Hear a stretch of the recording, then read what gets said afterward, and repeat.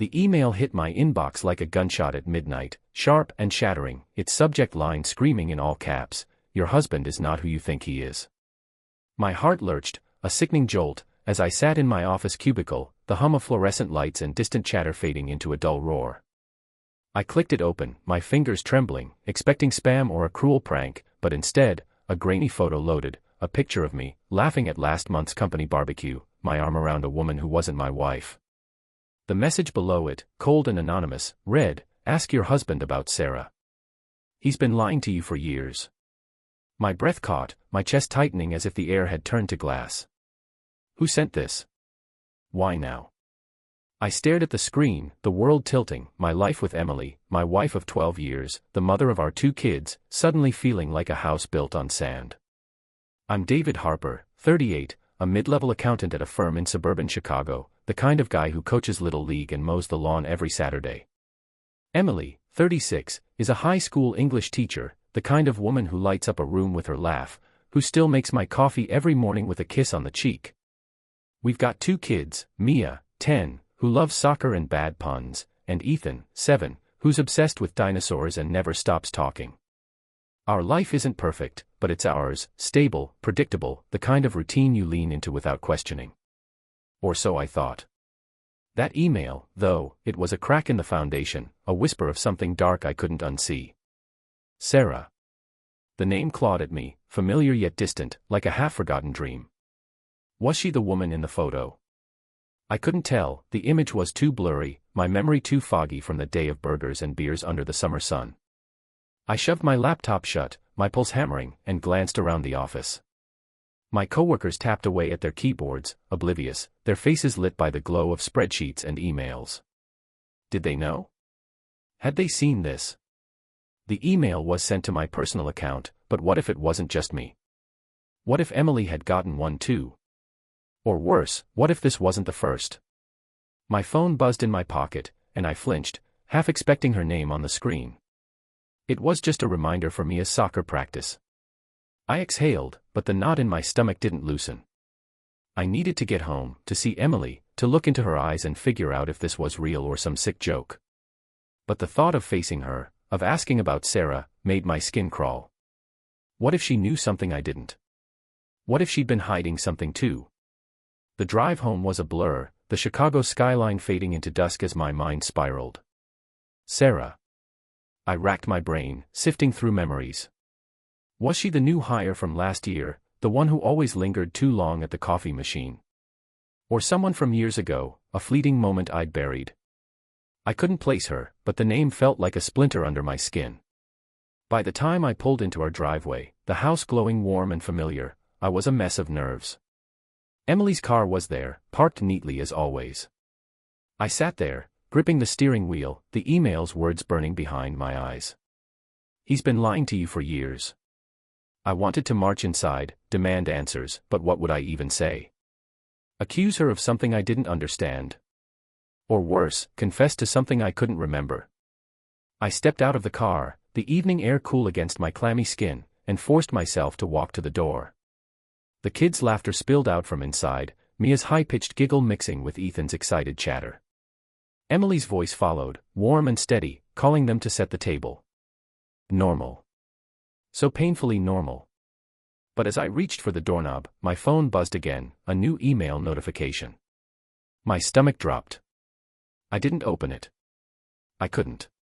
Not yet. But the weight of it, the possibility of another photo, another accusation, pressed down on me like a storm cloud. Whatever this was, it wasn't going away. And as I stepped inside, forcing a smile for my family, I couldn't shake the feeling that everything I loved was about to unravel. The kitchen smelled of garlic and roasted chicken, Emily's signature dish, the one she made when she wanted to feel like everything was under control. I stood in the doorway, my tie loosened, my briefcase still in hand, watching her move with that quiet efficiency I'd always loved, chopping parsley, stirring a pot, humming softly to herself. Mia was at the table, her math homework splayed out, pencil tapping rhythmically, while Ethan sat cross-legged on the floor, narrating a battle between his plastic T-Rex and a stuffed bear. It was our life, our rhythm, the kind of evening that used to ground me. But tonight, it felt like a stage play, every gesture and smile hiding something jagged beneath the surface. That email, "Ask your husband about Sarah," was a ghost in the room, invisible but heavy, tainting every moment with doubt. "Hey, you're home." Emily's voice snapped me back, bright and warm as she wiped her hands on a dish towel and crossed the room to kiss my cheek. Her lips were soft, familiar, but I stiffened, my body betraying me before my mind could catch up. She pulled back, her brow furrowing slightly, those hazel eyes searching mine.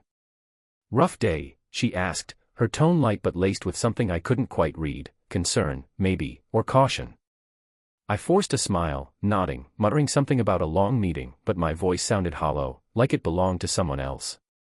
She didn't press, just turned back to the stove, but I caught the way her shoulders tensed, the way her humming stopped. Did she know? Had she seen the email too? Or was I projecting my paranoia onto her every move? Dinner was a blur of small talk and clinking forks. Mia rambled about her soccer coach's new drills, Ethan interrupted with a fact about velociraptors, and Emily laughed at all the right moments, her hand brushing mine as she passed the mashed potatoes. But I couldn't eat.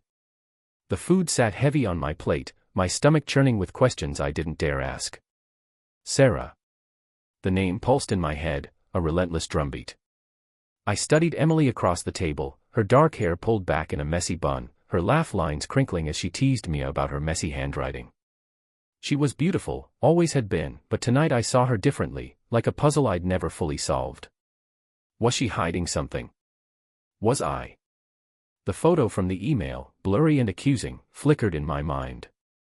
I couldn't even be sure it was me, but the doubt was enough to make my skin crawl. After dinner, I helped with the dishes, a routine we'd perfected over years, me washing, her drying, the kids' chatter fading as they ran upstairs to get ready for bed. The silence between us was comfortable once, but now it felt loaded, like a wire pulled taut. I wanted to ask her about the email, about Sarah, but the words stuck in my throat, thick and heavy. Instead, I focused on the suds, the warm water, the clink of plates. "You okay, Dave?" Emily's voice was soft, almost too soft, as she leaned against the counter, her dish towel twisting in her hands. I glanced at her, her eyes steady but guarded, and my heart stuttered. "Yeah," I lied, scrubbing a pan harder than necessary. "Just tired." She nodded, but her gaze lingered, and for a moment, I wondered if she was waiting for me to crack, to spill whatever secret she thought I was keeping. The next few days were a study in pretense. I went to work, sat through meetings, nodded at my coworkers' small talk, but my mind was elsewhere, dissecting every interaction for clues. At the office, I watched my colleagues more closely, Mark, the IT guy who always seemed too friendly with Emily at company events, Lisa, the receptionist who knew everyone's gossip, even Sarah, the new hire I vaguely remembered, who smiled at me in the break room but said nothing out of the ordinary. Nobody acted like they knew anything, but I couldn't shake the feeling that eyes were on me, that whispers followed me down the hall. At home, Emily was her usual self, packing lunches, reading bedtime stories, kissing me goodnight, but I noticed things I hadn't before. The way her phone buzzed more often, the way she tilted the screen away when she checked it, the way her laugh sounded just a fraction too bright when I asked about her day. One night, as we sat on the couch watching a sitcom, her head resting on my shoulder, I almost brought it up. The email was still unopened on my phone, the second notification from that night untouched, a ticking bomb I couldn't bring myself to detonate. I started, my voice low, but she turned to me, her eyes soft, and the words died. "What's up?" she asked, her hand squeezing mine. I wanted to believe in her, in us, but the doubt was a splinter, burrowing deeper. "Nothing," I said, forcing a smile. "Just glad you're here." She smiled back, but it didn't reach her eyes, and when she turned back to the TV, I saw her thumb hover over her phone, like she was debating whether to check it. By Friday, the tension was unbearable. I'd started checking Emily's phone when she was in the shower, something I'd never done before, my hands shaking as I scrolled through her texts. Nothing obvious, no strange names, no incriminating messages, but the act itself made me feel like a stranger in my own skin. At work, I avoided the break room, paranoid that Sarah or someone else might confront me. I even dug through old company photos on my laptop, trying to match the blurry barbecue image to a memory, but it was useless. The woman in the photo could have been anyone, or no one. Maybe it was a mistake, a misfire meant for someone else. But then why did it feel so personal? Why did it feel like the ground was shifting under me? That evening, as I pulled into the driveway, I saw Emily's car was gone. She'd mentioned a parent-teacher conference, but it was late, nearly 8. The kids were at my mom's for the night, a rare break we'd planned for a date night that now felt like a cruel joke. I sat in the car, the engine off, the silence deafening. My phone buzzed again, another email, same sender, same all-caps subject line, "You deserve to know the truth." My thumb hovered over the notification, my heart pounding so hard I thought it might crack my ribs. I didn't open it. Not yet. But as I stared at the dark windows of our house, the place where we'd built a life, I knew I couldn't keep pretending. Whatever this was, lie, truth, or something in between, it was coming for us. And when Emily's headlights finally swept across the driveway, I wasn't sure if I was ready to face her or if I'd ever be. The headlights of Emily's car cut through the dusk, pinning me in their glare as I sat frozen in the driveway, my phone clutched like a grenade in my hand. That third email, "You deserve to know the truth," burned in my mind, unopened but inescapable, its weight pressing against my chest. I wanted to storm out, demand answers, but my legs felt leaden, my thoughts a tangled mess of fear and suspicion. Was she hiding something? Was I? The photo from the first email, that blurry image of me with some woman at the barbecue, gnawed at me, its details too vague to confirm but too vivid to dismiss. Sarah. The name was a splinter, digging deeper every time I tried to pull it out. Emily's car door slammed, and her silhouette moved toward the house, her steps quick, purposeful. I had to decide, confront her now or keep silent, let the doubt fester. I chose silence, but it felt like surrender. Inside, the house was too quiet without the kids, the air thick with the absence of their laughter. Emily was in the kitchen, her coat still on, pouring a glass of wine with a steadiness that made my skin prickle. "You're home early," she said, glancing over her shoulder, her smile tight, like it was holding something back. "Thought you'd be at your mom's picking up the kids." Her voice was casual, but there was an edge to it, a question she wasn't asking. I mumbled something about Mom keeping them longer, my eyes darting to her phone on the counter, its screen dark but taunting. Had she gotten the emails too? Was she waiting for me to slip, to reveal whatever she thought I was hiding? I poured myself a glass of water, my hands unsteady, and leaned against the counter, trying to read her face. She looked tired, her eyes shadowed, her lips pressed into a thin line when she thought I wasn't watching. The woman I'd loved for over a decade felt like a stranger, and I hated myself for it. The next few days were a slow descent into madness. At work, I was a ghost, nodding through meetings, my mind replaying the emails, the photo, Emily's guarded glances. I started noticing things, small, insidious details that felt like clues but could have been nothing. The way Emily lingered in the bathroom with her phone, the door locked, the faint sound of typing through the wood. The way she'd changed the subject when I asked about her day, her answers clipped, her eyes avoiding mine. At night, I lay awake beside her, her breathing soft and even, while my mind churned. Was she pretending? Was she lying there, plotting, knowing something I didn't?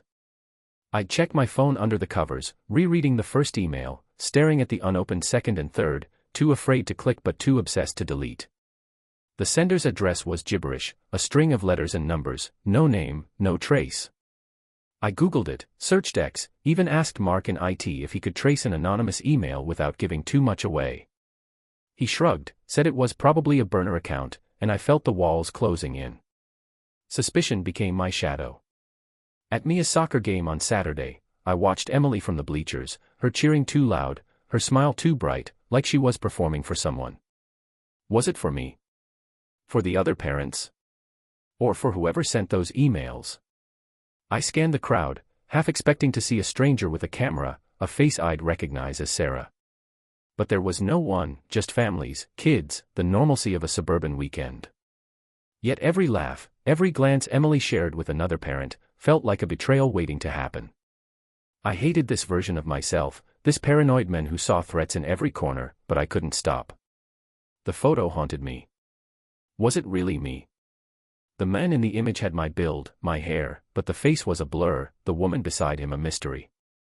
I tried to remember that barbecue, sun-soaked, crowded, a haze of beer and small talk, but nothing stood out. No Sarah, no moment that matched the accusation. By Monday, I was unraveling. At work, I overheard Lisa whispering to a coworker, their voices dropping when I passed. Were they talking about me? Had the email gone to them too? I cornered Lisa at the coffee machine, my voice sharper than I meant. Everything okay? I asked, fishing for something, anything. She frowned, confused, said, yeah, Dave, why wouldn't it be? But her eyes flicked away, and my stomach twisted. Back at my desk, I opened my laptop, my fingers hovering over the second email. I clicked it, my heart pounding. Another photo, clearer this time. It was me, unmistakably, my arm around a woman with short blonde hair, her face turned away. The message read, he's not just lying to you. Ask him about the hotel in Naperville. A hotel. My blood ran cold. I didn't remember any hotel, any woman named Sarah, but the specificity of it, Naperville, a town 20 minutes away, made it feel real, like a memory I'd buried. I closed the email, my hands shaking, and avoided Sarah the new hire all day, her presence in the office feeling like a trap. That night, I snapped. Emily was folding laundry in the living room, the TV on low, and I couldn't hold it in anymore. Who's Sarah? I blurted, my voice raw, louder than I meant. She froze, a shirt half folded in her hands, her eyes wide with something, shock. Guilt? What? She asked, her voice barely a whisper. I didn't mention the emails, didn't want to show my hand, but I pressed. Sarah. Someone you know. Her face paled, just for a second, before she laughed, a brittle sound. Sarah. Like, from your office.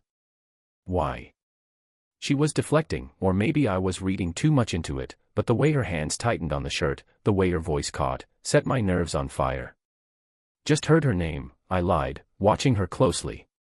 She shrugged, turned back to the laundry, but her movements were jerky, her focus elsewhere. She's nice, I guess.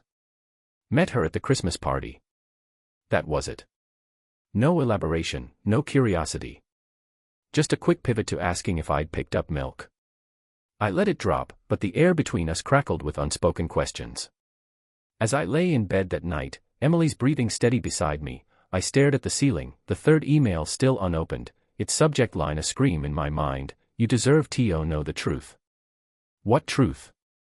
Was Emily the one hiding something, or was I the liar, blind to my own past? The hotel in Naperville, the photo, Sarah, they were pieces of a puzzle I couldn't solve, and every moment I didn't confront her felt like a step closer to losing everything. Tomorrow, I'd open that email. Tomorrow, I'd demand answers. But as the darkness pressed in, I wasn't sure if I was ready for what I'd find, or if I'd survive it. The morning sun sliced through the bedroom curtains, sharp and unforgiving, as I lay awake, the weight of that unopened third email, you deserve to know the truth, crushing me like a stone. Emily slept beside me, her face soft, peaceful, a mask I no longer trusted. Last night's conversation, her quick dismissal of Sarah's name, replayed in my head, each word a needle in my chest. I couldn't keep dodging it. Today, I'd open the email. Today, I'd face her. But my hands shook as I grabbed my phone, my thumb hovering over the notification, fear and anger twisting together like a storm. What if the truth was worse than the suspicion? What if it wasn't about me at all, but about her? I slipped out of bed, careful not to wake her, and locked myself in the bathroom, the cold tile grounding me as I clicked the email open.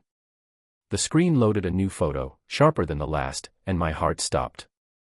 It was me, standing in a hotel lobby, the kind with generic chandeliers and fake plants, my hand on the arm of a blonde woman whose face was still turned away. The timestamp on the image said June 2023, a year ago, during a work conference in Naperville I vaguely remembered. The message below it was a gut punch, he checked in with her. Room 412. Ask Emily why she's lying too. My breath caught, my vision blurring. Not just me, Emily. The accusation wasn't just mine anymore, it was ours. I scrolled down, expecting more, but there was only a link to a Google Drive folder labeled Proof. I didn't click it. I couldn't. Not yet. My mind raced, piecing together fragments of that conference, late nights, too much wine, a haze of small talk with colleagues. Had I done something? Had Emily? The idea that we were both hiding secrets made my stomach churn, but the thought that she'd been playing me, orchestrating this, was worse. I splashed water on my face, staring at my reflection in the mirror, a man I barely recognized, eyes hollow, jaw tight. I had to confront her, but how? Storm into the bedroom, shove the phone in her face, demand she explain. Or play it cool, bait her into slipping. I chose the latter, my heart pounding as I walked back to the kitchen, where Emily was already up, flipping pancakes for the kids. Mia and Ethan were at the table, arguing over who got the last chocolate chip one, their voices a painful reminder of what was at stake. "Morning," Emily said, her smile warm but strained, like she sensed the storm brewing. I nodded, pouring coffee, my hand steady despite the chaos in my head. "Sleep okay?" I asked, testing her, watching for a crack. She shrugged, flipping a pancake with a little too much force. "Fine. You?"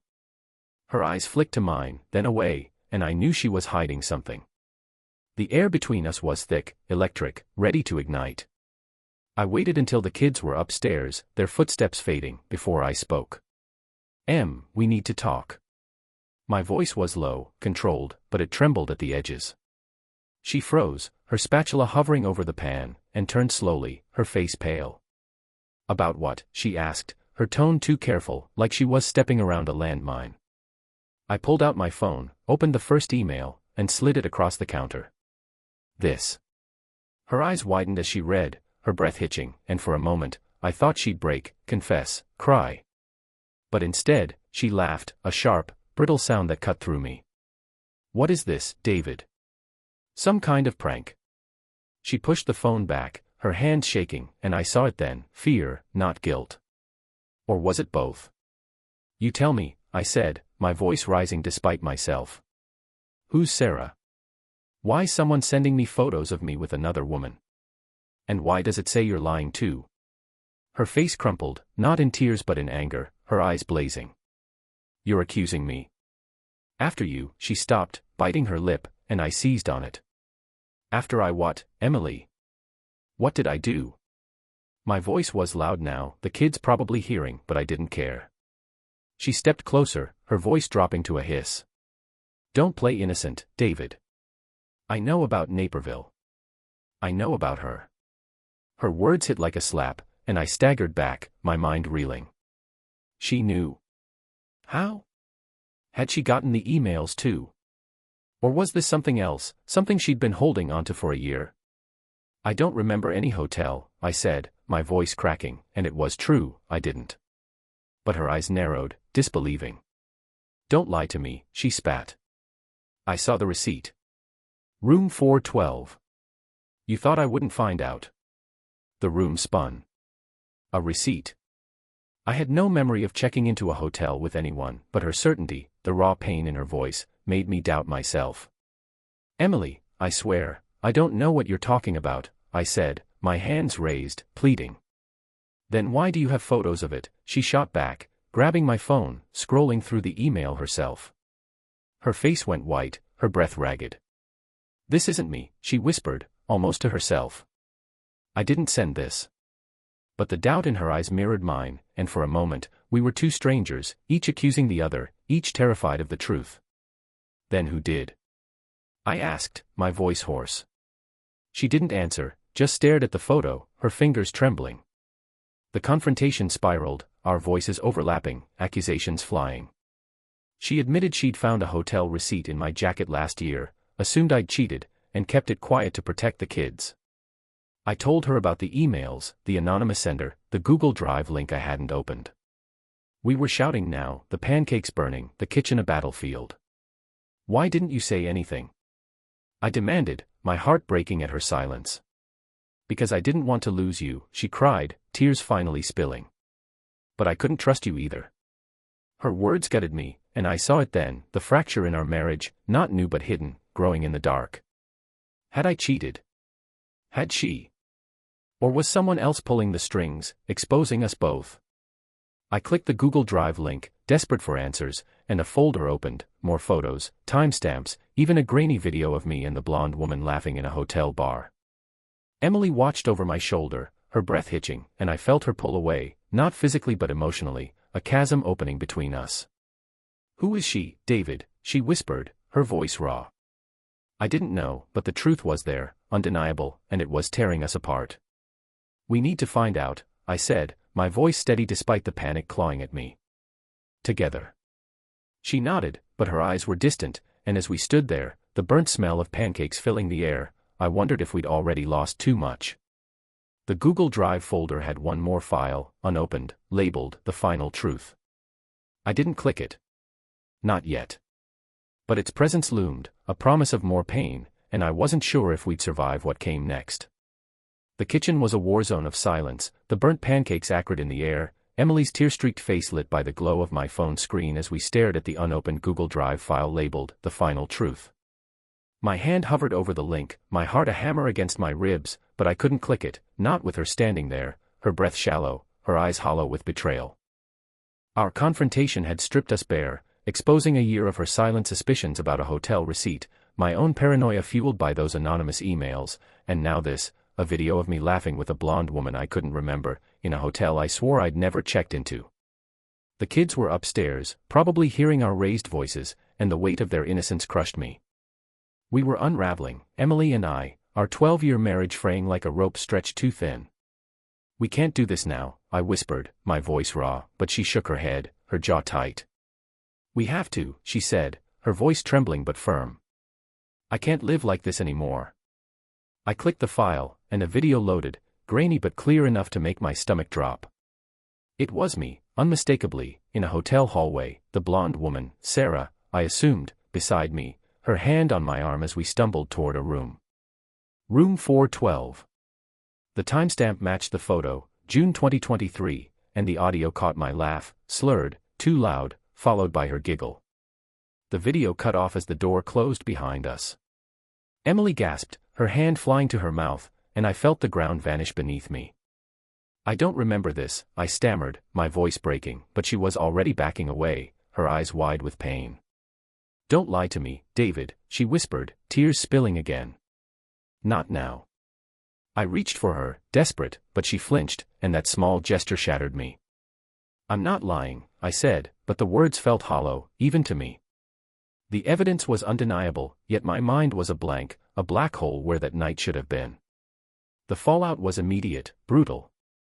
Emily didn't scream, didn't throw things, she just shut down. She grabbed her keys, her coat, and walked out, leaving me in the kitchen with the kids' voices echoing upstairs and the video looping in my head. I called after her, but the door slammed, and her car peeled out of the driveway, leaving a silence that screamed louder than our fight.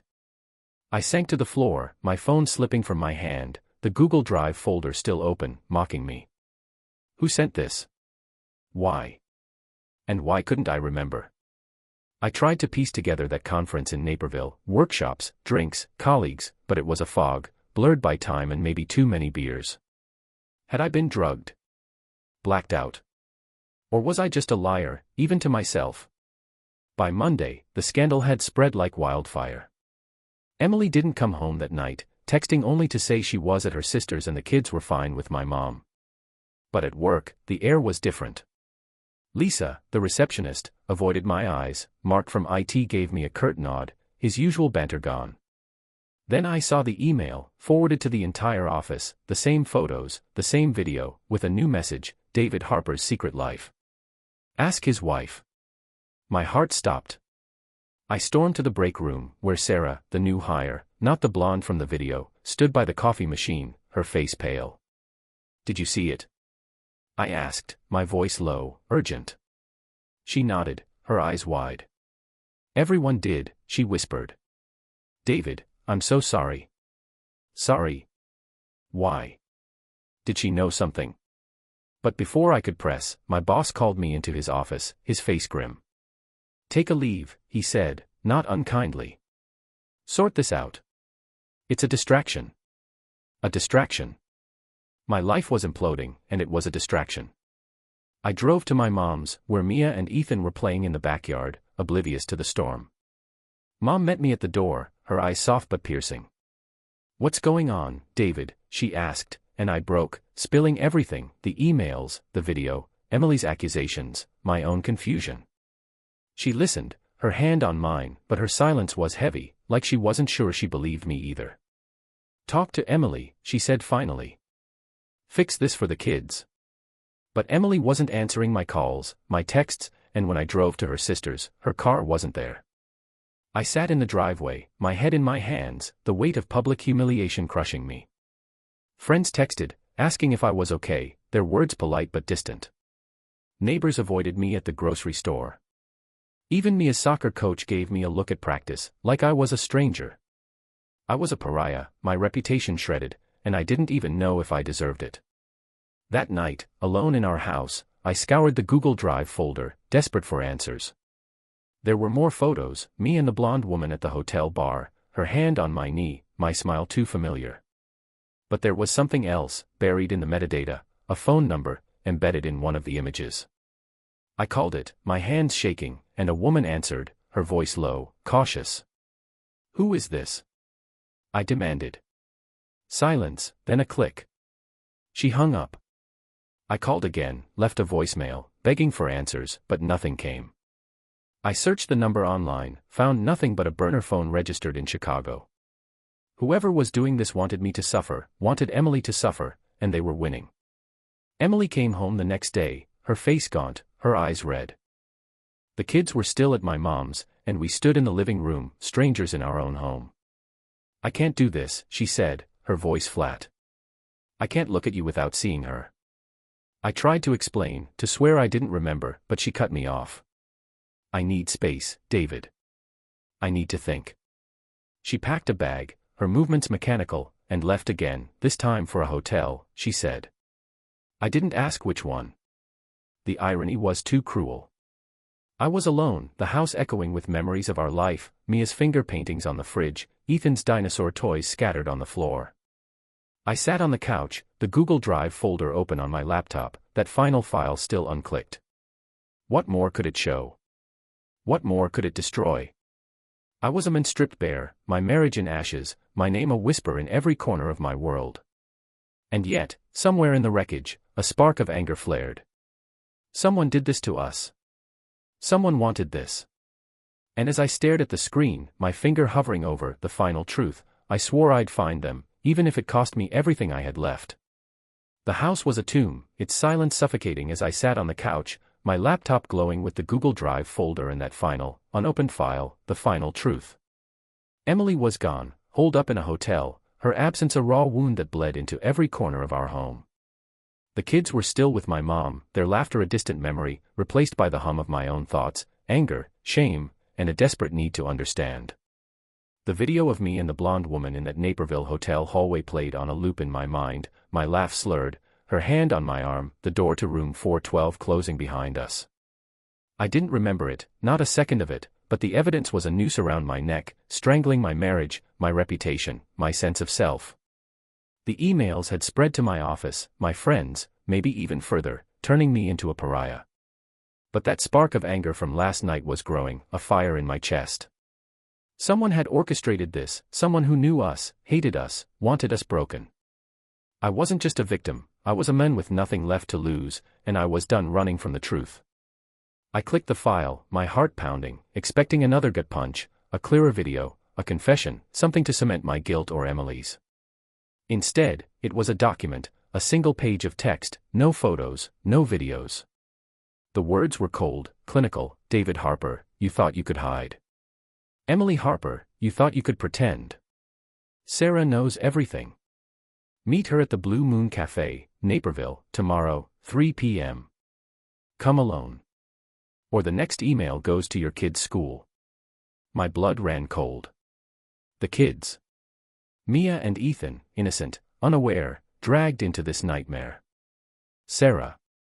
The name again, not just a ghost but a threat, a puppet master pulling strings. I read it again, my hands shaking, searching for clues, but there was nothing else, just the time, the place, and the warning. I didn't know if Sarah was the blonde woman, the new hire at work, or someone else entirely, but I knew I'd be at that cafe. Not for me, not for Emily, but for my kids. The next day, I drove to Naperville, the Blue Moon Cafe, a small, nondescript place with checkered tablecloths and the smell of burnt coffee.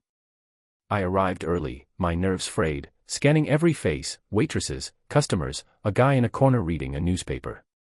No blonde woman, no Sarah from work, no one who looked like they were waiting for me. I ordered a coffee I didn't drink, my eyes glued to the door, my phone silent but heavy in my pocket. At 3 p.m. sharp, a woman walked in, mid-30s, short dark hair, not blonde, not familiar. She wore a gray coat, her face calm but sharp, like she was sizing me up.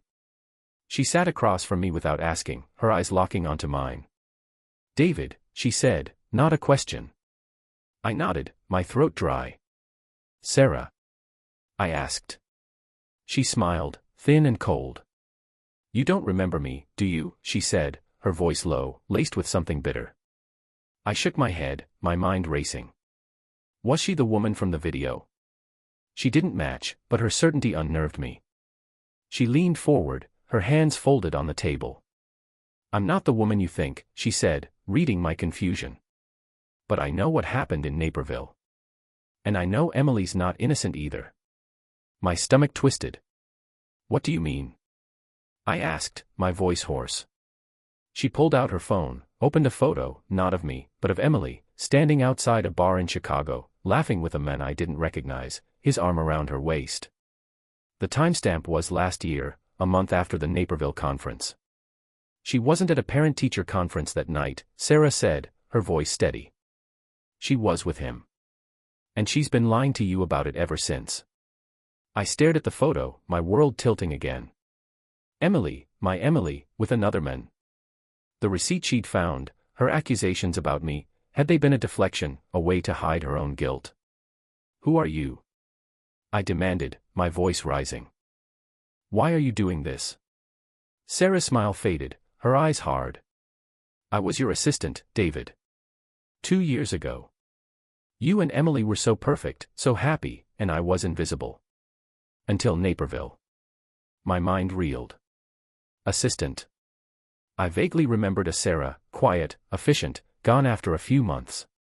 "You got drunk," she continued, her voice low but cutting. "You flirted, made promises, then forgot me the next day. I left the company, but I didn't forget. And when I saw Emily with him, I knew you both deserved to hurt." My head spun. Flirting. Promises. I didn't remember, but her pain was real, raw, a mirror to my own. "The video," I said, grasping. "Was that you?" She shook her head. "A friend. She helped me set it up." "You didn't cheat, David. You were too drunk to do anything but pass out. But Emily doesn't know that." The revelation hit like a wave, relief and rage crashing together. I hadn't cheated, but Sarah had manipulated the truth, staged the photos, the video, to make it look like I had. And Emily, her secret, her own betrayal, was real too. "Why now?" I asked, my voice shaking. Sarah leaned back, her eyes glinting. "Because I'm tired of watching you two pretend. You don't get to have it all." She stood, leaving a USB drive on the table. "Everything's there. Photos, videos, Emily's texts. Use it, or don't. But don't call me again." She walked out, leaving me alone with the USB, my coffee cold, my mind a storm. I drove home, the USB burning a hole in my pocket. At home, I plugged it in, my hands trembling. There were texts, Emily to an unknown number, flirty, intimate, dated months ago. Photos of her with the same men from the bar, smiling in ways she hadn't with me in years. I felt sick, betrayed, but also strangely free. I hadn't cheated, but she had, and Sarah had weaponized our flaws to destroy us. I called Emily, my voice steady despite the pain. "Come home," I said when she answered. "We need to talk." She agreed, her voice small, and I knew she sensed the end. When she walked in, her eyes red, her bag slung over her shoulder, I didn't yell. I showed her the USB, the texts, the photos. She didn't deny it, just sank onto the couch, crying softly. "I thought you cheated first," she whispered. I was so angry. I nodded, too tired to fight. We were both broken, both guilty, both victims of Sarah's revenge. "What now?" she asked, her voice barely audible. I didn't know. But as we sat in the wreckage of our marriage, the USB drive between us, I felt a flicker of strength. I'd face this, for Mia, for Ethan, for myself. Sarah thought she'd won, but I wasn't done fighting. Not yet. And as Emily reached for my hand, her touch tentative, I wondered if we could rebuild, or if the final blow was still coming. The living room was a battlefield of silence, Emily's hand trembling in mine, the USB drive on the coffee table a silent accusation between us. Her tears had dried, leaving her face raw, her eyes searching mine for something, forgiveness, maybe, or a way back to the life we'd built. But I wasn't sure that life existed anymore. The truth had gutted us. Sarah, my former assistant, had orchestrated a cruel revenge, staging photos and videos to make it look like I'd cheated in Naperville, while Emily had hidden her own affair, a secret she'd buried under a year of resentment and suspicion. The anonymous emails, the public humiliation at work, the whispers that followed me like shadows, they were Sarah's weapons, but our own flaws had given her the ammunition. Mia and Ethan were still at my mom's, safe for now, but their absence was a weight, a reminder of what we stood to lose. I pulled my hand from Emily's, not out of anger but exhaustion, and stood, pacing the room, my mind a storm of questions. Could we rebuild? Should we? And what did I owe myself after all this? Emily spoke first, her voice small but steady. I'm sorry, David. I should have told you about him. She didn't say his name, didn't need to. The photos on the USB, her laughing with that man, her texts full of warmth I hadn't felt from her in months, were burned into my mind. I thought you betrayed me first, she continued, her eyes fixed on the floor. The receipt, the hotel, I couldn't let it go. I nodded, my throat tight. I understood her anger, her pain, but understanding didn't erase the betrayal. And I thought you were the one lying, I said, my voice hoarse. Those emails, Emily, they made me doubt everything. Even myself. She looked up, her eyes glistening. What do we do now? She asked, and for the first time in days, I saw the woman I'd married, vulnerable, flawed, but still fighting for us. But was I? I didn't have an answer, not yet. The next morning, I called my boss, explained as much as I could without breaking down, the emails, the setup, my innocence. He listened, his tone softer than before, and agreed to let me return to work, though I knew the whispers wouldn't stop. I drove to my mom's, needing to see Mia and Ethan, needing to anchor myself in something real. They ran to me, their hugs fierce, their questions innocent, Mia asking about her soccer game, Ethan rambling about a new dinosaur book. I held them close, my heart aching, and promised we'd be okay, even if I wasn't sure. Mom watched from the doorway, her eyes sharp but kind. You're stronger than this, David, she said later, as I helped her with dishes. But you can't carry it all alone. Her words stuck, a lifeline I hadn't realized I needed. Back home, I sat Emily down again, the USB drive still between us like a judge. We talked, really talked, for the first time in years, not just about the affair, the emails, but about the cracks that had formed long before Sarah's revenge. The late nights I spent at work, chasing promotions, leaving her alone with the kids. The way she'd pulled away, her laughter fading, her warmth reserved for everyone but me. We'd both let resentment fester, unspoken, until it became a weapon in someone else's hands. I don't know if I can trust you again, I admitted, my voice breaking. But I don't want to lose what we had. She nodded, tears falling. I don't either, she whispered. But I need to earn it back. It wasn't a promise of reconciliation, but it was a start, a fragile, honest start. We agreed to counseling, not just for us but for the kids, who deserved better than a broken home. I contacted a lawyer, not for divorce but to explore legal action against Sarah. The burner phone, the Google Drive, her confession at the cafe, it wasn't enough for a clear case, but I wasn't letting her walk away unscathed. I reported the emails to the police, who took a statement but warned that tracking anonymous accounts was a long shot. Still, it felt like reclaiming something, a step towards standing tall again. At work, I faced the stares, the hushed conversations, but I held my head high, focusing on my spreadsheets, my clients, my routine. Lisa, the receptionist, apologized one day, her voice soft. We didn't know the whole story, she said, and I nodded, grateful but guarded. Trust, I was learning, was a fragile thing, easily shattered, slowly rebuilt. Weeks passed, and Emily and I moved through our days like survivors in a war zone, careful but determined.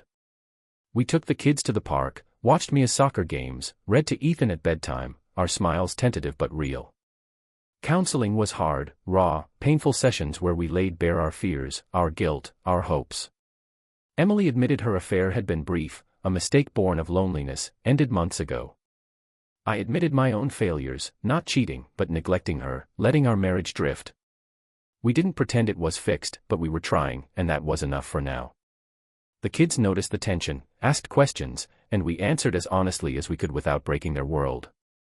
Mom and Dad are working things out, I told Mia one night, her eyes wide with worry. She hugged me, and I felt a strength I hadn't known I had. One evening, as I sorted through old emails, I found a new one, no subject, no sender name, just a single line, "You're welcome." My blood ran cold. Sarah, or someone else, still watching, still gloating. I deleted it, my hand steady, refusing to let her haunt me again. I'd never know her full motives, her full story, but I didn't need to. She'd exposed our weaknesses, but she'd also forced us to face them. In a twisted way, her cruelty had saved us, or at least given us a chance to save ourselves. I showed the email to Emily, and we sat in silence, her hand finding mine. "We're stronger than her," she said, and I believed her. Looking back, I see the lesson in the wreckage: trust is a choice, not a given, and love is a verb, not a state. We'd taken both for granted, let them erode under the weight of routine, resentment, silence. Sarah's revenge had nearly destroyed us, but it also woke us up. I don't know if Emily and I will make it. Some days, the hurt is still too raw, the doubts too loud. But we're here, fighting, for each other, for Mia and Ethan, for the life we still want. I walk into work now, my shoulders squared, my eyes meeting the stairs. I kiss Emily goodnight, feeling her warmth, knowing it's not perfect but it's ours. And as I tuck the kids in, their smiles brighter than any shadow, I know one thing for certain: whatever comes next, I'm not running anymore. But late at night, when the house is quiet, I can't help but wonder, will Sarah's final move still find us, or have we finally broken free?